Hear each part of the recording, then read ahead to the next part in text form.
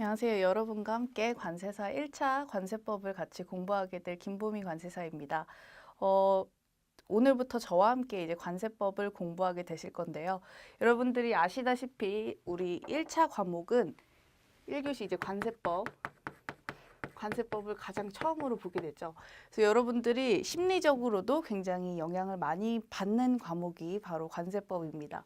뭐 그 외에도 이제 무역 영어나 뭐 내세법이나 회계학이나 이런 과목들이 있지만 여러분들이 관세법에서 점수를 제일 잘 받으셔야 좀 편안한 마음으로 1차 시험을 보실 수가 있습니다. 그리고 또 여러분들이 관세사가 되기를 희망하시는 수험생들이기 때문에 관세법을 모른다는 거는 있을 수 없는 일이겠죠. 그래서 오늘부터는 이제 저와 함께 1차 관세법을 같이 공부하도록 하겠습니다. 우리 1차 관세법에는 관세법 이렇게 괄호를 치고 FTA 관세 특례법을 포함한다라고 되어 있습니다.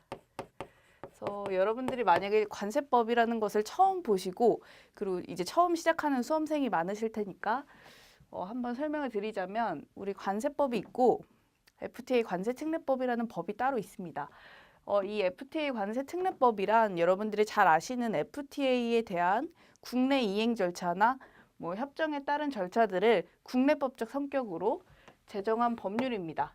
그래서 사실은 완전히 다른 법이라고 할 수 있겠지만 우리 관세사 시험에서는 관세법과 함께 해서 관세특례법, FTA 관세특례법을 5문제로 이렇게 통상 출제를 하고 있습니다. 뭐 6문제가 나온 적도 있지만 어쨌든 거의 5문제가 나오기 때문에 여러분들이 5문제가 나온다라고 알고 가시면 되겠습니다. 사실 제가 말씀드리기로는 FTA 관세특례법은 관세법과 전혀 다른 법률이다라고 말씀을 드렸지만 국내 이행 절차를 다루는 법이기 때문에 사실 뭐 주어가 약간 다르다든지 뭐 FTA는 이제 양자 뭐 한국이랑 미국, 한국이랑 중국 이런 식으로 양자 협상이기 때문에 주어가 약간 다르다든지 이런 차이점만 있고 사실 절차적인 측면은 거의 비슷합니다. 그래서 우리 1차 관세사에서 관세법에 FTA 관세특례법이 같이 들어있는 이유도 사실 절차적인 부분이 굉장히 비슷하기 때문에 우리 관세사 시험에서는 관세법과 FTA 관세특례법을 함께 시험에서 보고 있습니다. 그리고 여러분들이 이제 1차 관세사 수험생이시다 보니까 가장 이제 유념하셔야 할 거는 1차는 객관식이라는 거죠. 그래서 여러분들이 뭐 나는 관세법을 달달 외우겠다 이런 생각을 하지 마시고 제가 객관식에서는 항상 바꾸는 구절이 있고 뭐 주어를 바꾼다든지 뭐 해야 한다 아니면 할 수 있다 이런 must나 뭐 should 이런 해야 한다, 해야만 한다라는 규정이 있고 뭐 할 수도 있다, can 이런 규정이 있거든요. 이런 규정들을 잠깐 바꿔서 나온다든지 하는 식으로 약간 객관식은 뭐랄까요? 공식이 정해져 있습니다. 그래서 그 공식을 여러분들이 저와 이제 공부를 하시면 아시게 될 거고 제가 그 위주로 설명을 드리도록 하겠습니다. 그래서 제가 책을 이렇게 여러분과 함께 공부하면서 동그라미 치세요라는 부분이 있을 거예요. 그래서 그 동그라미 치라는 부분만 여러분들이 보신다면 충분히 1차 시험은 합격을 하실 수 있습니다. 물론 이제 2차 관세법은 논술형이다 보니까 논술형과 객관식은 많이 다르죠. 그래서 논술형이다 보니까 목차를 다 외워야 되고 주어진 게 없다 보니까 사실 달달 외워야 되는 특성이 있습니다. 특히 관세법은 이제 우리가 법령집을 주지 않는 암기 시험이기 때문에 굉장히 많이 다른데요. 같은 관세법이라고 하더라도. 하지만 여러분들은 일단 1차를 붙으셔야 이제 2차 관세법의 논술형을 보실 수 있으니까 저는 객관식 위주로 설명을 드리도록 하겠습니다. 그래서 제가 2차 관세법도 강의를 할 때는 이제 목차를 외우시라고도 설명을 드려요. 그리고 목차에 대한 두 문자를 가르쳐 드리기도 하고 그 목차 자체 그리고 법률의 조문 순서까지 다 외우게 하는데 여러분들은 아직 객관식 1차 수험생이시기 때문에 제가 공식에 맞춰서 동그라미 치라는 부분만 잘 유념해서 보신다면 충분히 1차 관세법을 합격하실 수 있습니다. 이거는 좀 여담인데 여러분들이 1차에서 제일 약한 부분이 이제 회계학이시죠.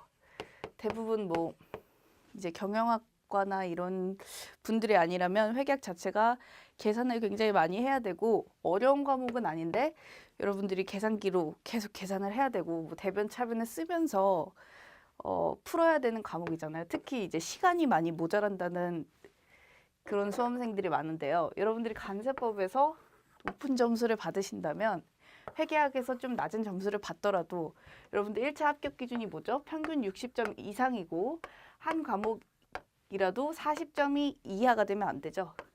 40점 이하가 되면 이게 꽈락이라고 하는데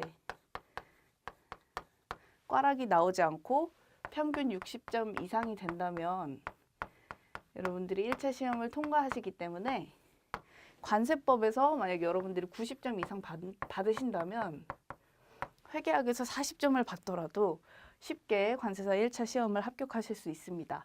사실 이건 이제 제가 1차 시험 수험생이었을 때 썼던 방법인데 저는 이제 관세법을 95점을 받았습니다. 굉장히 높은 점수로 합격을 했는데 회계학은 제가 40점대였어요. 그러나 관세법이 90점대였기 때문에 평균 60점이 넘어서 수월하게 합격을 할 수 있었습니다. 근데 이거는 이제 제 개인적인 문제만이 아니고요.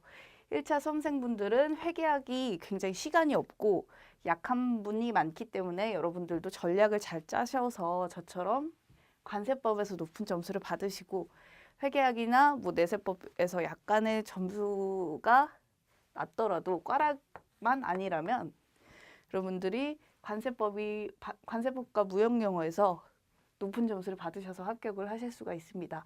그래서 이제 오늘부터 저와 함께 관세법을 공부하게 되실 텐데 제가 이제 동그라미 칠하는 부분 그리고 공식들을 잘 알려드릴 테니까 그 부분만 여러분들이 잘 따라오신다면 충분히 90점 이상 여러분들이 1차 시험에서 득점을 하실 수가 있습니다.